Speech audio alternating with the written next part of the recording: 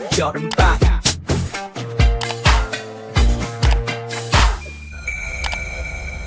인천광역시 교육청 중등생들 부 여름방학 푸드 프로야 중등생들 부. 안녕하세요. 오늘은 2024 여름 쌤튜브 중학교 국어 고전소설 맛보기 시간이에요. 오늘의 수업을 맡은 이민주 선생님입니다.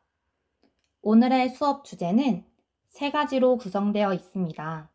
먼저 첫 번째로는 여러분들이 이미 배워서 알고 있는 소설 구성의 3요소에 대해서 간단하게 복습을 하고 고전소설에 적용해 볼 겁니다.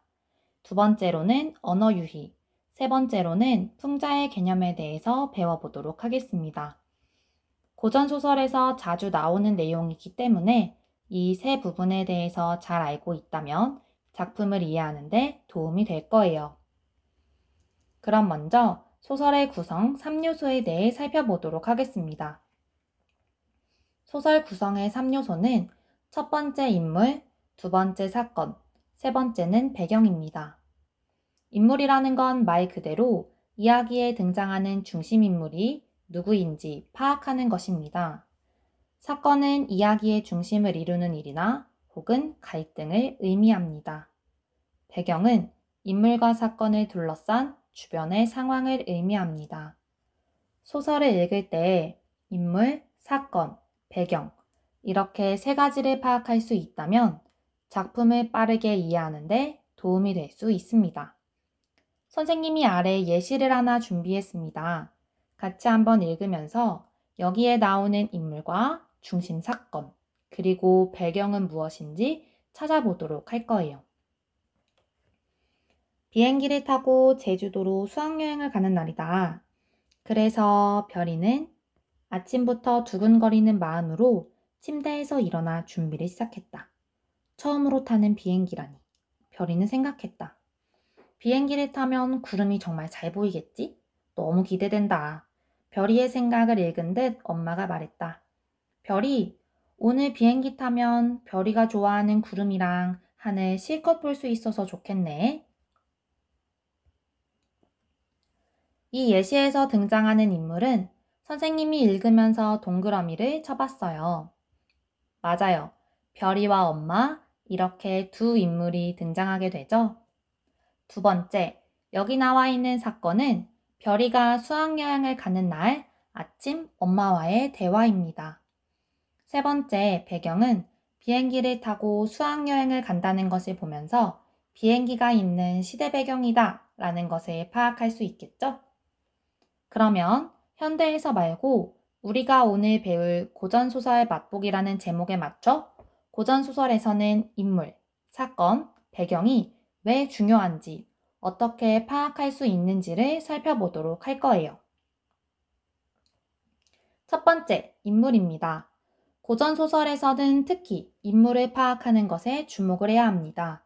왜냐하면 같은 인물이더라도 여러 호칭이 있기 때문이에요. 옆에 예시를 한번 살펴보도록 할게요. 이 내용은 바로 고전소설 춘향전의 내용을 선생님이 정리한 겁니다. 남원보사의 아들 몽룡이 춘향의 모습을 보고 첫눈에 반해 부부의 인연을 맺는다. 어느 날 몽룡은 아버지를 따라 한양으로 떠나게 되어 춘향이와 이별한다.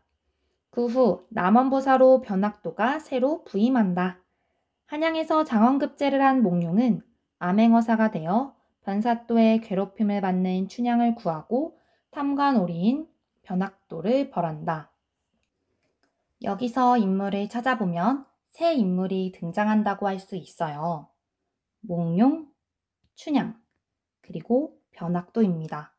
그런데 몽룡이 이후에 장원급제를 하면서 암행어사가 되게 됩니다.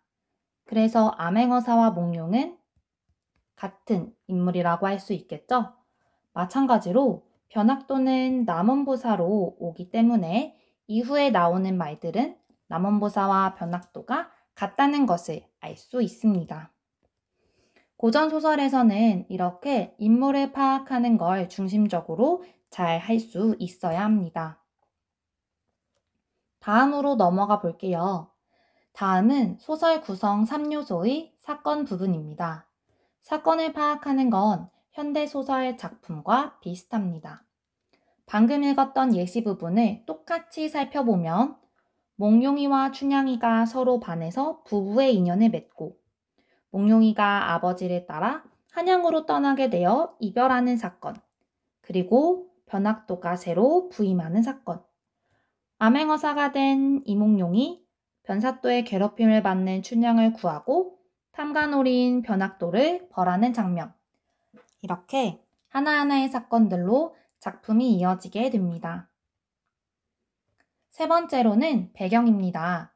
고전 작품에서는 사회적 배경도 현대와는 다르겠죠. 신분제 사회 혹은 왕과 신하의 관계, 전쟁 등 소설에서 현대 작품과는 다른 사회적인 배경을 이해할 수 있어야 합니다.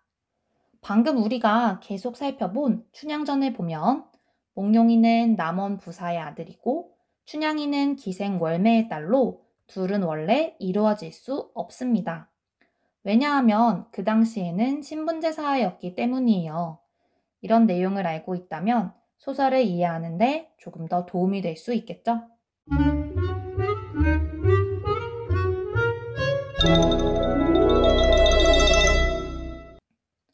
다음으로는 고전소설에 자주 등장하는 개념인 언어 유희에 대해서 살펴보도록 하겠습니다. 언어 유희는 말 그대로 언어, 말을 가지고 재밌게 표현한 걸 의미합니다. 유형으로는 세 가지가 있습니다. 첫 번째, 동음이어를 활용하거나 두 번째, 말의 순서나 배치를 바꾸는 것, 세 번째, 발음의 유사성을 활용한 방법입니다. 그러면 한 가지씩 선생님과 살펴보도록 하겠습니다. 첫 번째는 동음이어를 활용한 언어 유희입니다. 동음이어는 소리는 같지만 뜻이 다른 단어를 의미합니다.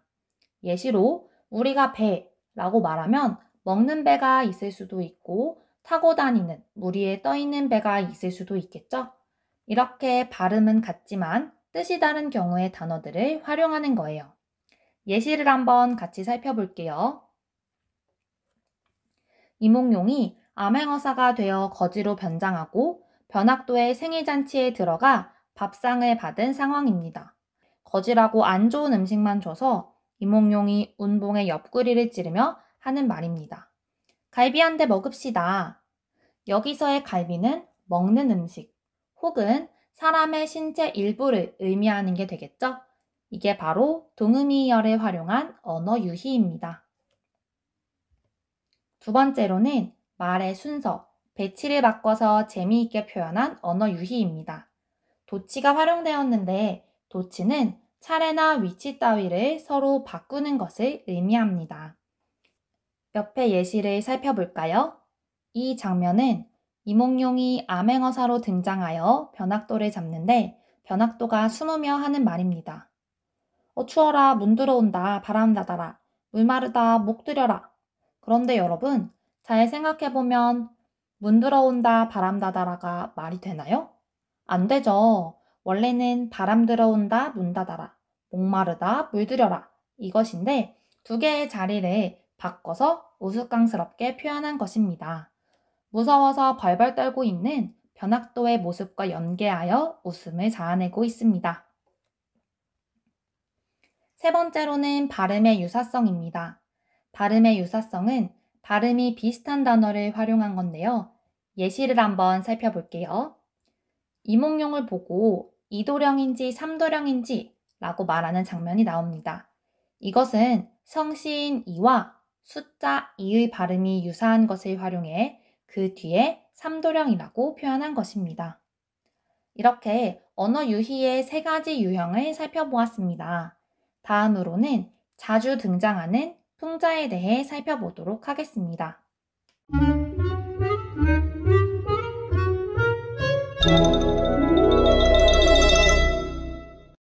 풍자는 현실의 부정적인 현상이나 모순, 말이 안 되는 것들을 공격하여 웃음을 유발하는 방식입니다. 이때는 대상을 과장하고 크게 부풀려서 비꼬면서 웃음을 유발합니다. 특히 부정적인 모습을 공격한다는 점에 주목을 해야 합니다. 그러면 풍자의 예시를 한번 살펴보도록 할게요. 이것은 흥부전의 일부입니다. 동생인 흥부가 부러진 제비다리를 고쳐주고 박씨를 얻어서 부자가 된 것을 본 놀부는 제비의 다리를 일부러 부순 후 고쳐주고 박씨를 얻게 됩니다.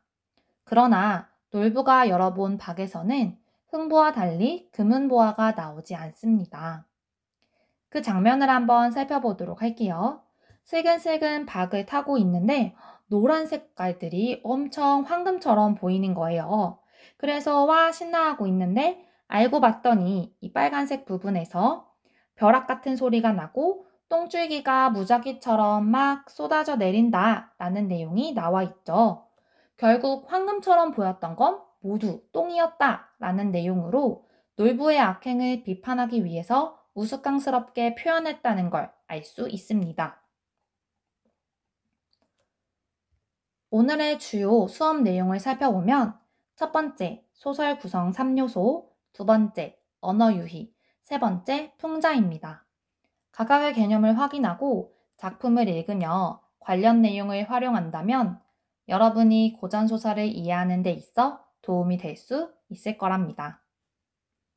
그럼 다음 수업 시간에 만나요.